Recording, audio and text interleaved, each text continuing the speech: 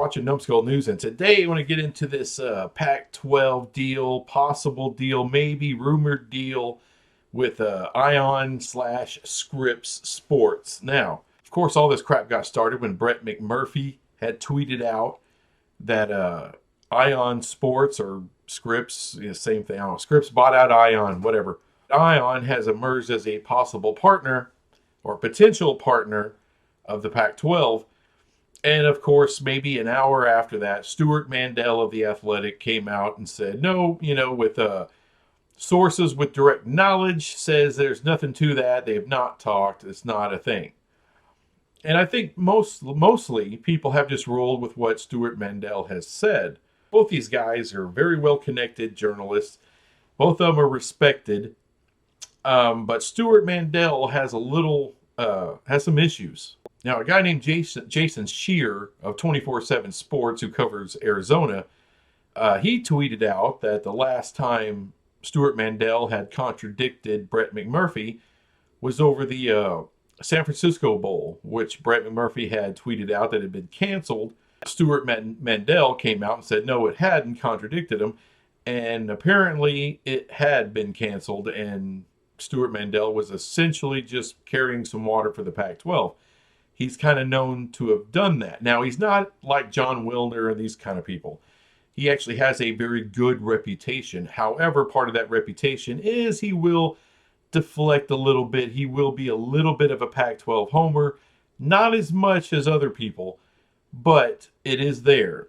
So you're left with, okay, well, just who do you believe? Based on what Jason Shear had put out there, an example of Stuart Mandel being full of shit, and I'm not saying he's totally full of shit. I'm just saying that he was given information by supposed insiders that was wrong, that tried to make the Pac-12 look better than it needed to. And one of the most compelling takes on this whole thing, I think it was on Friday, the Monty Show came out, and they said that they had talked to higher-ups within Ion. I think 3 different people high up the food chain, as they said. And these people told the Monty Show that absolutely they were not talking to the Pac-12. And of course, they took that as fact and everything, and that's great. However, I find it kind of weird because Monty, he's been in the media game for a long time. He's not a journalist, but he's been a personality on radio and on the internet for a long time. He knows how journalism works. He knows all about getting quotes. I mean, that's the most valuable thing. It's not about, it's valuable to get anonymous sources and have quotes from anonymous people. That does play a role in journalism, and there's no problem with that. But why wouldn't people at Ion want to be quoted? Because it doesn't hurt anything. They're not burning any bridges with the Pac-12 if there's absolutely nothing going on between them and the Pac-12. No talks, no nothing. Like all this has come out of left field. Then they could easily issue a statement saying, hey, look, we would love to do business with the Pac-12. We'd be open to it, open to discussions, but we've had none. We don't know where this is coming from. That would be simple. The only thing that makes sense to me is they actually had conversations with the Pac-12, and I'm not saying anything in depth, anything solid. No paperwork has been rolled out, but they had conversations. Obviously, are supposed to be held in confidence, and they don't want to go out and lie in public, right? That's the one thing, higher ups, in big companies, whether it's a CEO or someone a little bit down the food chain from that, but big people, corporate people, they don't want to be caught lying, out in public. So it's best just to handle it as an anonymous source. So do I think Monty's lying about that? No, I think he tried to do his due diligence and reported what he found out. I think he did a great job. It would have helped, however, if he had asked for a quote, asked for their name to be attached to the that we don't know anything about the Pac-12. And if that was rejected, and they said, no, we want to remain anonymous, then state that to say, look, we asked them to attach their name to this, but they don't want to. They got their own reasons. You figure it out. But look, they say no. That would have been, a little bit more substantive to me from Monty. I appreciate he made the phone call. I believe he did. I believe he talked to people higher up in Ion. I believe that's what they told him. However, I don't believe it. In this day and age, it's hard to believe anybody, especially in the media or corporate America. They're not known to be truth tellers. On a positive note, it says that Kliavkoff and company, people in the Pac-12, they're actually doing their due diligence if they actually, they're trying to lift up every rock and trying to find a dollar. By them reaching out to Ion or Scripps, which is a new Scripps Sports, brand new, started last year, that shows me that they're trying to find anything. They're really working here. Now, on the negative side of that, it is Scripps, it's Ion, it's, the internet was full of memes about that shit. So that's the negative part of it, of course, but it does show that you're trying. They're not just sitting on their hands, or they're not waiting on a phone call from ESPN or something. They're actually, working, and that's a positive thing. Because at least, Ion is some kind of linear representation that's not just a little bit of ESPN. It at least gives them that. But I think what they're probably found out is this is a very new company. They may not have the infrastructure to handle what the Pac-12 needs them to handle.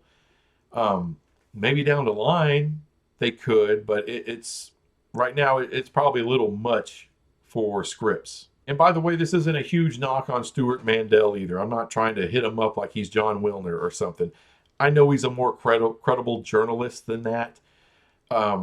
But he will allow him, let's put it that way, he will allow himself, all right, to be used by the Pac-12, to deflect bad news or whatever.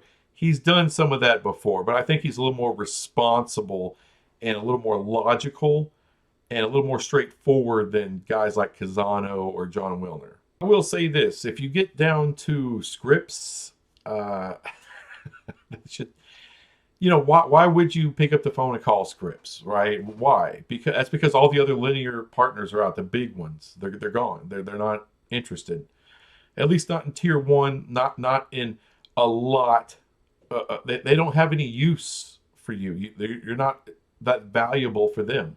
But in all this hubbub about Scripps, people had missed a very important little blurb that Brett McMurphy had tweeted, which was that Apple still has not made a formal offer to the Pac-12. So when everyone's talking about, $25 million a year, mid-20s, everyone's talking out of their ass with that deal.